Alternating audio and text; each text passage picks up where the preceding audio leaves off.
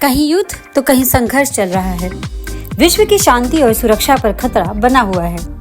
युद्ध रोकने, संघर्ष टालने और दुनिया में शांति और सुरक्षा बनाए रखने के इरादे से ही 24 अक्टूबर 1945 को संयुक्त राष्ट्र की स्थापना हुई और इसी का एक महत्वपूर्ण अंग संयुक्त राष्ट्र सुरक्षा परिषद, जिसे UNSC कहा जाता है, वह भी अस्तित्व में आया।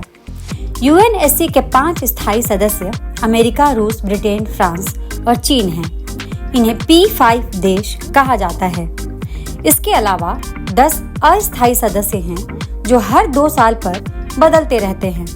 सवाल है कि जिस उद्देश्य को लेकर UN की स्थापना हुई, वह आज अपने दायित्वों को पूरा कर पा रहा है? तो जवाब है नहीं। संयुक्त राष्ट्र सुरक्षा परिषद आज अपने उद्देश्यों, कर्तव्यों और दायित्वों को पूरा करने में एक निष्प्रभावी संस्था बन गया है। इसमें सुधार लाने की बात लंबे समय से कही जा रही है। बहुध्रुवीय हुई दुनिया और नई ताकत के रूप में देशों के उभरने के बाद UNSC के स्थायी सदस्यों की संख्या बढ़ाने पर जोर दिया जा रहा है। सबसे बड़ी दावेदारी भारत की ओर से पेश की जा रही है। भारत के अलावा जर्मनी, जापान, ब्राजील और अफ्रीका के एक देश को इसमें शामिल करने की बात है। बदले हुए अंतर्राष्ट्रीय परिदृश्य और परिस्थितियों के अनुरूप देशों के ज्यादा संतुलित प्रतिनिधित्व के लिए UN को ज्यादा प्रभावशाली बनाने की जरूरत है। इसके स्थायी और अस्थायी सदस्यों की संख्या में बढ़त करने की जरूरत है। हर साल संयुक्त राष्ट्र महाधिवेशन से पहले और बाद में संयुक्त राष्ट्र में सुधार की बात खूब होती है। इस बार भी हुई है। P5 के 4 देशों अमेरिका, रूस, फ्रांस और ब्रिटेन ने खुलकर भारत की स्थायी सदस्यता का समर्थन किया है। संयुक्त राष्ट्र के मंच से इन्होंने कहा है कि भारत स्थायी सदस्यता का हकदार है।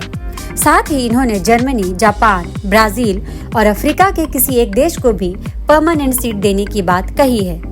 लेकिन इन सुधारों पर चीन का रवैया हमेशा की तरह ही है। इस बार भी उसने सीधी बात नहीं की है। उसका रवैया अड़ंगा लगाने वाला ही रहा है। हालांकि 4 देश UNSC में सुधार और बदलाव के लिए तैयार दिख रहे हैं, लेकिन दिलचस्प बात है कि ये वीटो को लेकर कुछ नहीं बोले हैं। नए स्थायी सदस्यों को वीटो का अधिकार मिलेगा या नहीं, इस पर इनकी चुप्पी सवाल खड़े करती है। मान लीजिए कि स्थायी सदस्यों की संख्या बढ़ जाती है और भारत को इसमें जगह भी मिल जाती है, लेकिन वीटो का अधिकार नहीं मिलता, तो सुधार या बदलाव का कोई मतलब नहीं रह जाएगा। UNSC फिर उसी 5 देशों के हाथों की कठपुतली बनकर रह जाएगी जैसे कि आज है।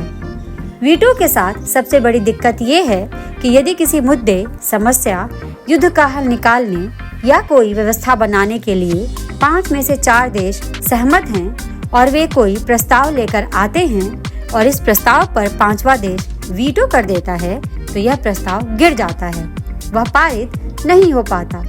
जाहिर है कि प्रस्ताव गिरने से समस्या का समाधान नहीं हो पाता है।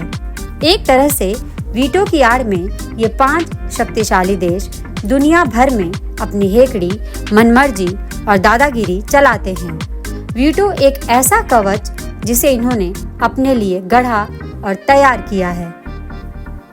वीटो पर इनकी चुप्पी इसी बात की ओर इशारा करती है कि ये अपनी इस अकूत ताकत में बंटवारा करने के लिए तैयार नहीं हैं। ये नहीं चाहेंगे कि वीटो के रूप में इन्हें जो रसूख, दबदबा और ताकत मिली हुई है, उसमें किसी तरह की कोई कमी आए। दूसरी बात, नुमाइंदगी को लेकर UNSC की जो स्थायी सदस्यता है, उसमें घोर असंतुलन है। 5 देशों में 3 देश, रूस, फ्रांस और ब्रिटेन, तो यूरोप के ही हैं। चौथा अमेरिकी और 5वां चीन है। अमेरिका भी साउथ और लैटिन अमेरिकी देशों की नुमाइंदगी नहीं करता। अफ्रीका तो कहीं है ही नहीं। सबसे बड़े महाद्वीप एशिया से केवल एक देश चीन है। जाहिर है कि UNSC की बनावट और संरचना आबादी, महाद्वीप, शांति, सुरक्षा, अर्थव्यवस्था और वैश्विक जरूरतों के अनुरूप नहीं है। दुनिया के सबसे बड़े मंच और इसकी संस्थाओं में सुधार की बहुत बड़ी गुंजाइश है। एक संतुलित और प्रभावी UN के लिए जरूरी है कि योग्य और क्षमतावान देशों को उनका वाजिब हक दिया जाए। आज के समय में क्या वीटो की जरूरत है? बात और चर्चा इसकी प्रासंगिकता और जरूरत पर भी होनी चाहिए।